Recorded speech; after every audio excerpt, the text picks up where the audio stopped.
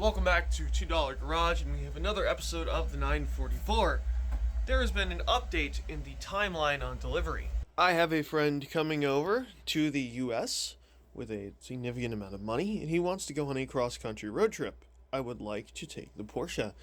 So, I have 7 to 8 weeks to get the car running.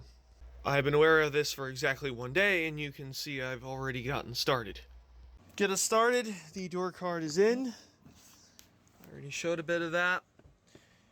Camera, seats are good. I'm gonna have to vacuum that up. Seats are in. I have to tighten that one bolt in the back, and you will join me in what I'm currently doing. This is the door handle the car was supposed to have. It's all metal and there is no cover. That's not the case. It makes sense because this door is from another car, but this is a $20 3D print eBay cover from an Audi. Unfortunately, the clips here are different than the ones from the Audi, and they like to snap. Okay, so I can't film because, I'm a little occupied. Those two are holding that in, and since I can't get a point here, I have super glue in that point, and I'm just holding the drill on it till it dries. I really wish I had put an extension cord with a hairdryer on, but... So I went to the junkyard today and I got this Oldsmobile radio. Now, the other one doesn't fully work with the system, but this one is the Dolby NBR system, and this one is the Dolby NBR system, and that one was the Bose. So let's see if it works. Worst case scenario, I sell this radio. I only paid $10 for it, and this is a very rare option. This is a 90s/early 2000s GM radio that doesn't have sticky knobs, and all the buttons are here. Excellent. And also, this is an example of don't touch it, it's fine. So this is a glove box light out of a 83 944, and if I do this, it actually works. So I cleared most of the rat piss off. I'm just going to clean up the bulb a little bit, see if I can get some of that crap off. And I'm going to put it back in there and not touch it. After much tinkering, I finally got this delicate 40-year-old piece of plastic to hold itself together and make contact. So I'm just going to put it back. Of course, we fixed the glove box door in the most professional method. Self-tapping screws. Is there any other way? So this is our center console cover. Now, this was covered in all kinds of glue and things and was never cleaned. So what I did was I cleaned it all up, ran a lot of adhesive remover, got most of it off except for stuff like that corner where it wouldn't budge. But it's clean enough that I have it in primer. What my idea is, since vinyl dye seems to stick to the plastic based on the other interior, is put this VHT vinyl dye, which I used to dye the rear carpet on here, so it's the similar color. Alright, that came out pretty good actually. I'm going to let this dry. It's already good enough to touch, and we'll proceed to our next step while I let the garage air out because the dye stinks. Check out that luxury glove box. That is a shop rag that I cut up. I think it was mostly clean, and I used some wood glue because I needed to get rid of it. Oh no, the ashtray, which is blue and basically impossible to find, was gone. Makes sense. Oh, a little bit of dye. Here we go. That radio stopped working after I, properly lined it up and made sure it looked kind of okay in there. Welcome back to a new day. I need this caliper because ours is not cooperating. My hands are already bloody. That's a good sign of working in the junkyard. And let's get this caliper off.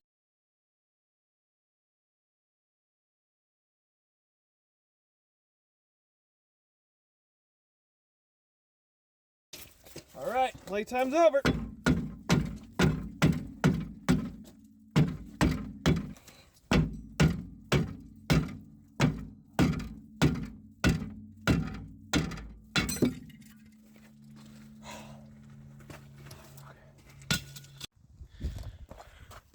Went fighting, but I got it. While I'm here, I'm going to grab the 4 center caps from this Subaru XT, and if time allows, I may grab that radio. Well, that came out of this car. Someone already broke all the trim and stuff, but it's intact. I can't imagine an OEM XT radio is common. Well, I was supposed to come in here. I'll throw up the picture. There was a blue 06 Cayenne S right here with the bigger brakes on it. I was going to come and grab those, put up the rears. The fronts are gone. But those are gone, so I'll see if there's anything else interesting while I'm here. This is our Firebird here. I mean, she's just minty fresh if you can't tell. But we have a lot of classics here that I don't have time to go through. That is our caliper. Obviously, it is a little dirty. It only makes sense. This car has over 250,000 miles that this came off of.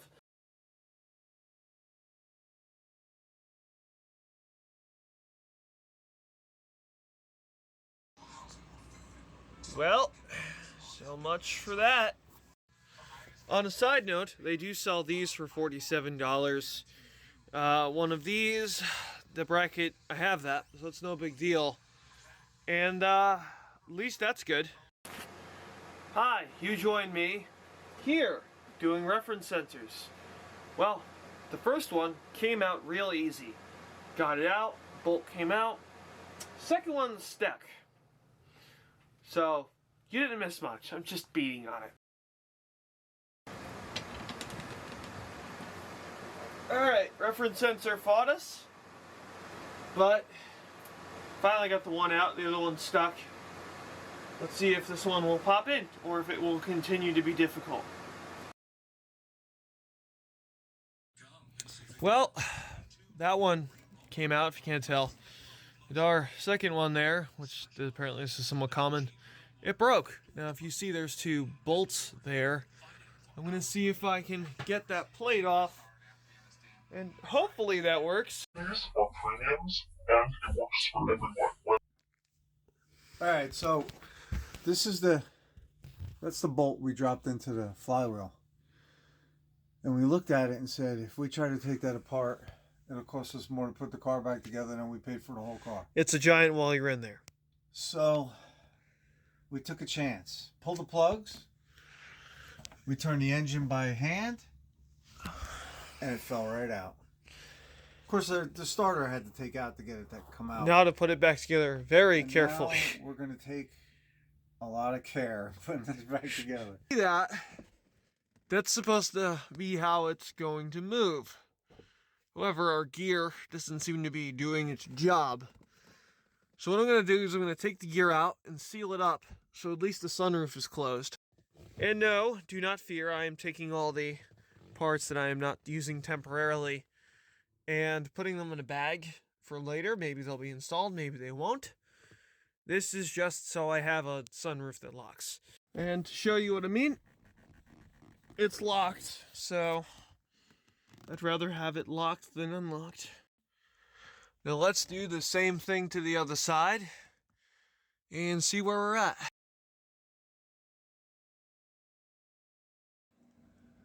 Well, that would explain the lack of sunroof, if you notice there. All the plastic teeth are gone because 80s plastic. And like that, our sunroof is closed, so that's good. Now for our next project, because if you didn't notice, all that's gone.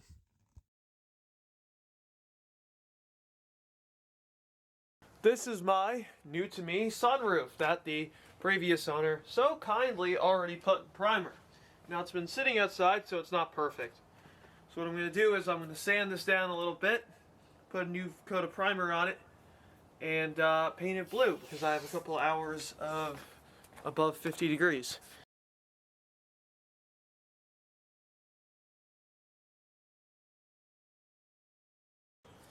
That is not perfect, but it'll have to do. It's on the roof, no one's going to see it, and I'm almost out of paint.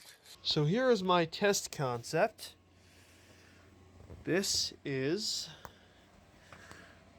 wood glue, because I had it lying around, and it's the only glue I have. It'll be fine. And jeans. So it looks better than bare plastic. There's our test spot for the center. It's not looking perfect. Will require some trimming, but it looks pretty solid. Alright, so we're ready to go. That's our cover from last night. It's all jeaned up per se. So what I'm going to do is put some glue on the bottom. And you see those holes up there? Those are marked. I've already run screws in and out. And they will hold it temporarily while the glue is drying. And then we should have a functioning liner. Alright, that looks pretty good. I patched up that corner there by the sunroof. That's just a piece with some self-tappers in it. And that looks pretty good. I may cut a small piece out to skin the corner up there. Okay, so this is my headlight cover that I painted as a test bed. It's a little dry, but it expresses the point.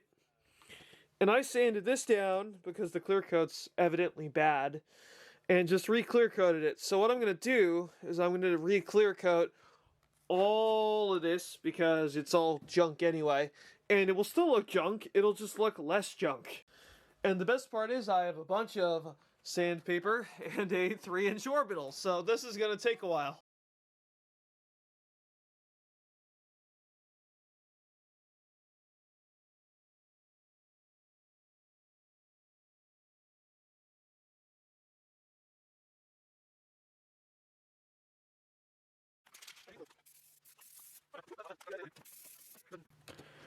Well, I have to go to work, and that means I have to go to bed. And I've had enough paint fumes for the night, but this looks rough yet presentable. So, it doesn't really show too well on camera, but this paint still looks like garbage, but it's kind of shiny, so that's all I'm going for.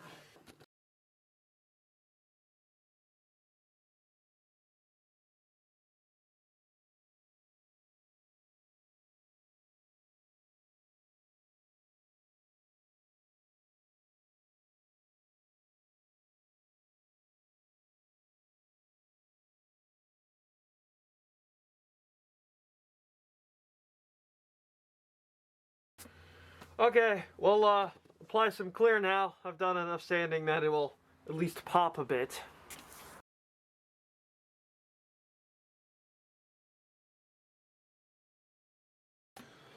Alright, so I'm gonna let this place air out a bit. And I have to go get another can of clear to do the fender over here. And then this is done. Obviously, it has to dry and clean off the small sandstorm of brake dust all over.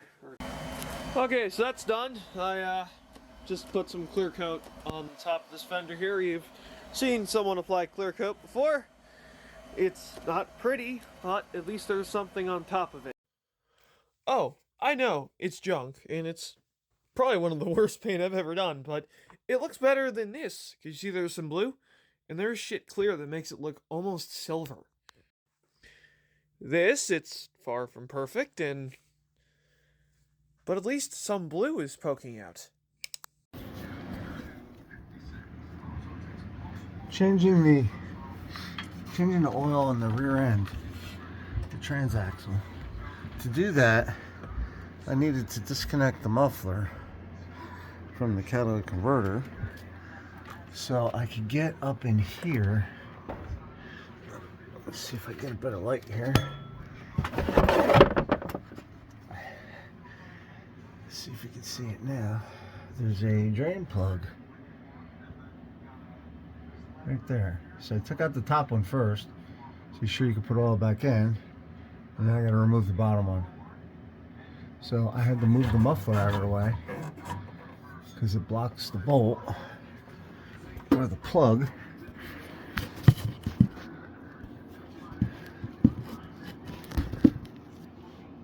So let's drain this, see what it looks like.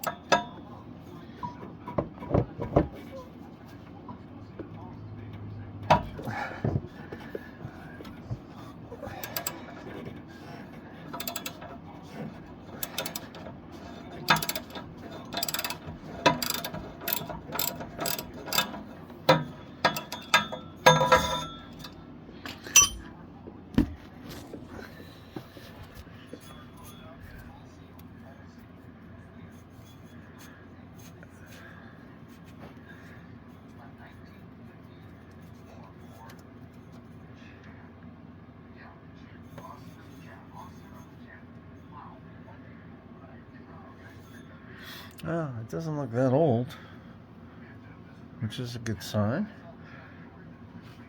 that maybe this car was somewhat taken care of.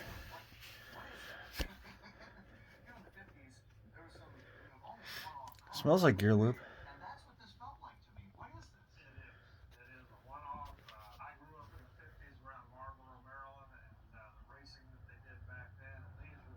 Once that drains out, put the plug back in, fill it back up. Lindsay Racing finally came through. Some parts came in. Look at this. Water pump. Fun things that I need. Is it edible? No, I don't think it's edible. You can try it again. Okay, let's see if it hopefully starts. I had the clutch in. It's just starting. Keep the clutch in.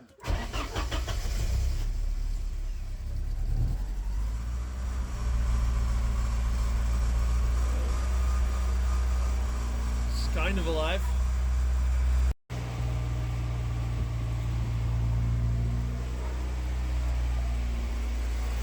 Not running good. Next up is the e-brake that decided to stop working. I think I know why the e-brake stopped working. Yeah, I don't think it's supposed to be like that. Some quick updates here. The e-brake has been soaking in Vaporust for a few days. It seems to be freed up. New sensor down here. And it works. So we have an e-brake again. Okay, so the vacuum lines were not holding vacuum. They've all been replaced for the most part. Let's see if it starts.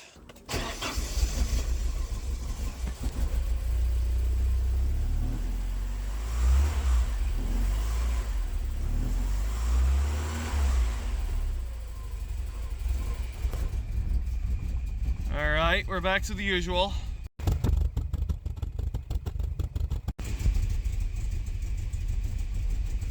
A few minutes later.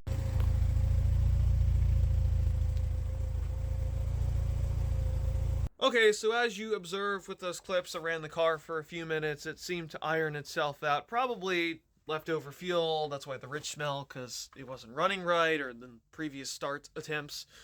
That being said, it was running better. It was rapidly ironing itself out. There is still an issue. It occasionally would try to dip below 1,000 RPM and try to die, but it did jump up. And besides that, it still kind of fought you a little bit when it was starting, but besides that, I'm really happy that it ran. So, the bolts holding in my driver's seat were not correct, so it was in need of a tap and die set, and I figured I'd show you how to do it correctly. So the first thing you do is you take a clean piece of hardware, and you take your set here, and you pull out the one you want, and no, it's this one. And as you can see, it lines up. And we're gonna go see our bits.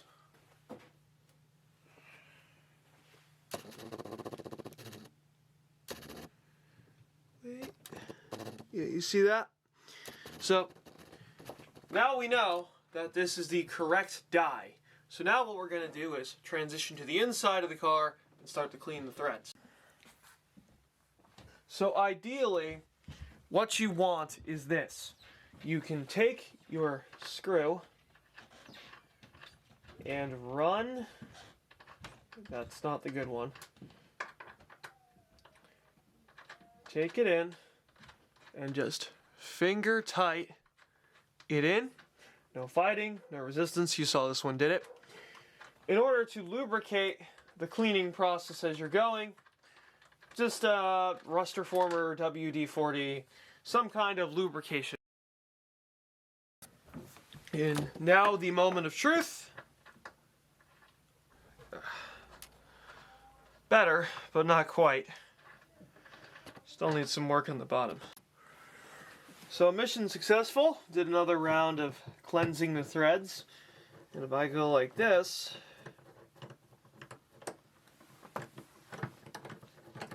it goes all the way down, all the way up.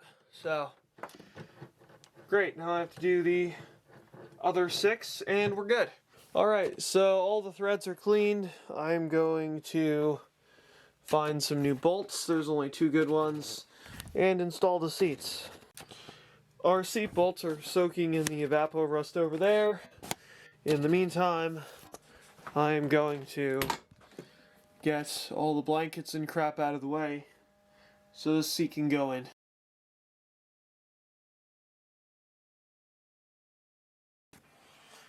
Okay, so all our seat bolts are in, except for this one. I can't get one. They're all, the heads are warped. So I'm going to have to let the rusty one soak for quite a while, and hopefully I can recondition one of those to work. So it turns out this 89 2.7 doesn't have a 2.7 anymore. If you see in the late model cars, there's supposed to be a plate here that doesn't happen to be here. It still could be a replacement engine. Let's try this again.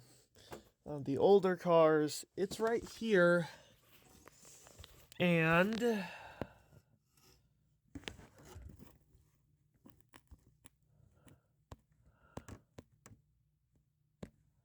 come on. M4407. Gonna let this dry and wet sand it tomorrow, but yeah, that'll be the nicest part of the car. Welcome back. It's been about a week. The timing belt is done. It runs and moves under its own power. And now I gotta put this down on the ground so I can torque these. Zip tie these corner lights in so I don't get a ticket. And we should be good for first drive. If all is well and nothing breaks, I have to put on the front bumper tonight, and we will be okay. Okay, so it's stuck in first right now. I don't have a clutch at the moment. I can turn the car off and put it in gear again, so I'm just gonna get it back into the garage. Everything else seems to be working. Brakes work. Get a gander at that absolutely perfect slave cylinder that's totally shot. Okay, so here we are. It is the slave cylinder. Kind of expected, but yeah, it's gone. Don't forget, like all these, the odometer is broken, so add that to the list. The good news is there's a good chance I'll just replace it anyway, but usually, apparently, if your master for your clutch is bad, the floor on here is wet, as dry as a bone. I may replace it again anyway, because it may just go in 10 miles. So that trip I mentioned at the beginning of the video is in a few days, and I really wanted to take this, but look, I'd rather have this happen now than 50 miles from home, and to be blunt, it's not going to get here in 3 days and be done.